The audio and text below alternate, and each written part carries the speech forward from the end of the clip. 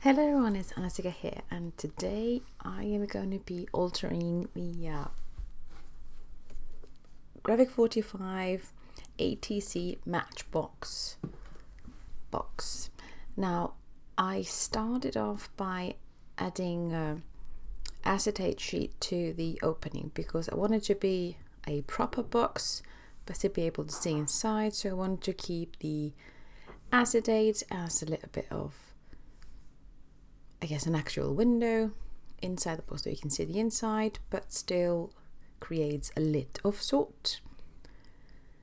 Now I started off by measuring each and every panel that I wanted to cover in paper. Now I measured it so there would be a bit of a frame, about 1/8 of an inch or so, all around. So you can see the black box itself all the way around. And I'm using the Deluxe Collector's Edition of Time to Flourish, and I needed a bit more green, so I used one of the solids from Ephemera Queen. And I cut all these down to size, and I'll have the measurements below the video description.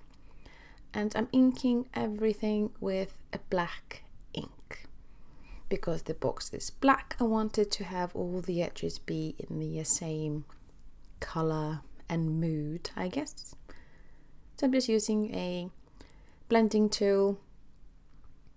This one's actually foam, I like that one, and I'm using distress ink because, well, that's my ink of choice for all these kind of edges and stuff. Now when I finished inking each and every piece, I add a double-sided adhesive to the back.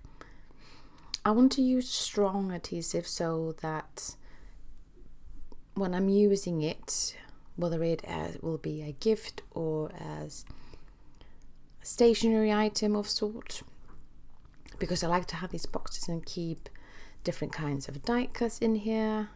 It makes my desk look a bit pretty, so why not? And I'm just making sure that it's a strong tape and adhering that to each and every piece. Now all I do is when I'm sticking this to the box itself, I'm not being too worried about being perfectly perfect. If there's a little bit wonkiness, I am not going to lose it. I am embracing the craftiness, so my measurements always stand by ish anyway. So I'm quite relaxed when it comes to adhering the pattern papers with strong adhesive because, well, it is handmade. No worries. And I just make sure to rub so that it sticks completely. And I cut one of the images from the cut apart sheet for January, I believe, as the center image for the box. So if the box is empty, you can always see something pretty inside. Now I want to decorate the outside, so I picked one of the chipboards, and this one says Winter Wishes, I believe, or something like that. And it fits the January theme, so pick that. And now I'm looking for a tiny sticker that I want to put at the front of the drawer itself. Well, because I like to add pretty things. And I ink the edges of both of these pieces as well. Now I did the chipboard piece using liquid glue just around the edges, so it doesn't stick to the acetate sheet itself. And I used foam adhesive to add that little sticker to the front. And now I am adding those matte pearls. I have not been able to create a Graphic 45 project without using these little pretties, so I stop now. So I'm using the black one since the box is black, so I am continuing with that little theme. Now I wanted to add some flowers and bits, and therefore I decided to use the die cuts, and I chose the red package for this one because there's lots of greens in it, and the red fits the or matches the chipboard piece perfectly. So I'm just basically choosing which one of these I want to use on my box, and then I will be inking the edges like everything else with black ink, so that everything looks ever so matchy. And well, I just like inking stuff, really. Quite soothing.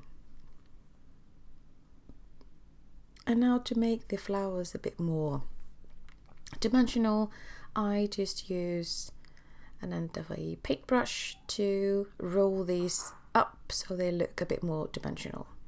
And then I just stick these together using liquid glue, and if I want to pot them up a little bit, I use a foam adhesive to add even more dimension, because well, you can't get too much dimension, can you? Well, I don't think so anyway.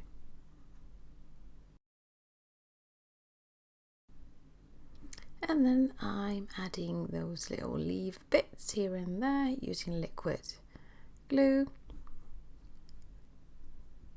to basically make a sort of a frame for that little window opening, and to back my flowers with those pretty leaves, and of course more green to the box itself. Now, as I mentioned, I like dimension, so therefore I decided to stick these two larger flowers using foam squares.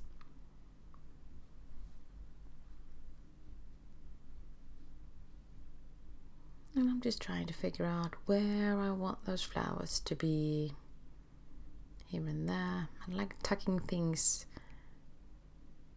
in between, because they add colour, and also they add a bit more dimension and quite basically a good feel to the project, really.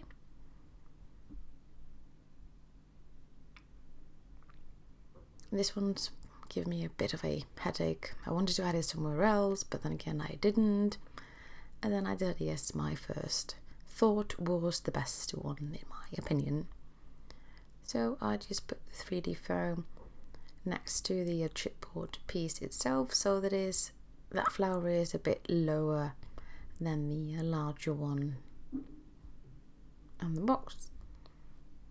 And yes, you guessed it, I am adding black pearls everywhere. And I'm adding that for the center of the flowers. And then of course I end up using them all over because they are so pretty. Just can't get enough of these little pretties. Love them. And that is the box finished. Quite a fast project to do when you've cut your paper to size. Things are ever so easy. And I just really like how this looks. And thanks so much for stopping by. And I truly hope that you create a box similar to this. And if you do, please tag me so I can have a look. Until next time, bye.